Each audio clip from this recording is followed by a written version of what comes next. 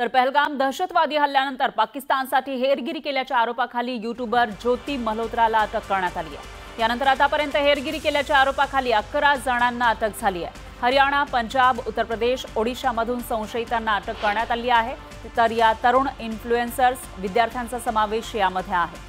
Social मीडियाच्या माध्यमातून हेरगिरी केल्याचं प्राथमिक चौकशीत समोर आलंय। तर पैशांसाठी भारतासंदर्भातील गोपनीय माहिती, संवेदनशील माहिती पाकिस्तानला पुरवल्याचं सुरक्षा यंत्रणांच्या तपासातून समोर आलंय।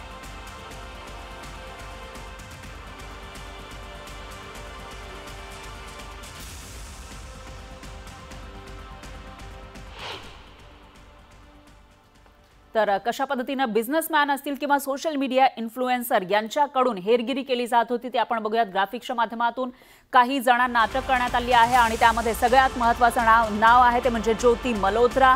आरोपी दानिशला सैन्याच्या हालचालीची माहिती ज्योती मल्होत्रानं पुरवलेली आहे आणि तिला या प्रकरणामध्ये अटकही झाली आहे। दरम्यान 2 वेळा पाकिस्तानला भेट दिलेली होती ज्योती मल्होत्रानं आणि तिथले काही व्हिडिओ आपल्या यूट्यूबवर शेअर केले होते। त्याच्यानंतर दुसरा आरोपी आहे तो म्हणजे देवेंद्र ढिल्लों, याला सुद्धा अटक झाली आणि पटियालाच्या खालसा कॉलेजमधील राज्यशास्त्राचा तो विद्यार्थी आहे। याचाच अर्थ स्टुडंट सुद्धा पाकिस्तानच्या कचाट्यात सापडल्याचं दिसतं। एक विद्यार्थी सुद्धा सापडलेला होता। पटियाला छावणीचा व्हिडिओ आणि संवेदनशील माहिती दानिशला त्यानं पुरवली होती अशी माहिती सुद्धा समोर आली आहे। दानिश हा पाकिस्तानी आर्मीचा एक अधिकारी आहे। दरम्यान हरियाणामध्ये सिक्युरिटी गार्ड म्हणून कार्यरत असलेला नोमान इलाही यालाही या प्रकरणामध्ये अटक झालेली आहे। त्यानं सुद्धा हेरगिरी केल्याचा आरोप आहे।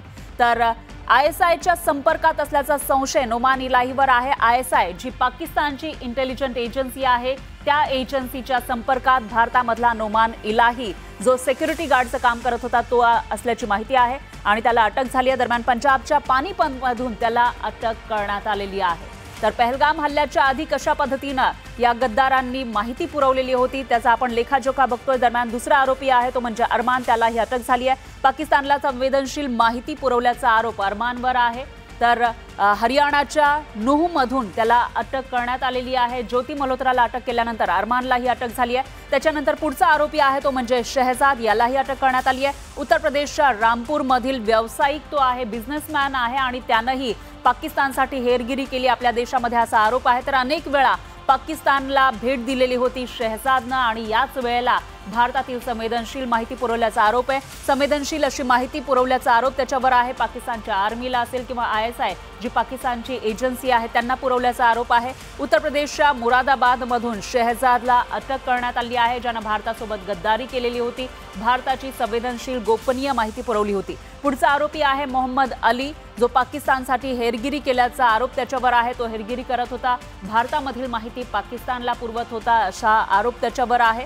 त्यालाही अटक करण्यात आलेली आहे। तर 4 मोबाईलसह 3 सिम कार्ड त्याच्याकडून जप्त करण्यात आली आहे। नॉर्मली आपण बघितलं तर एका माणसाकडे 1 किंवा फार तर 2 मोबाईल असतात, पण त्याच्याकडे 4 मोबाईल होते आणि 3 सिम कार्ड होते जे जप्त करण्यात आले। त्याचबरोबर त्याला अटक सुद्धा करण्यात आली आहे।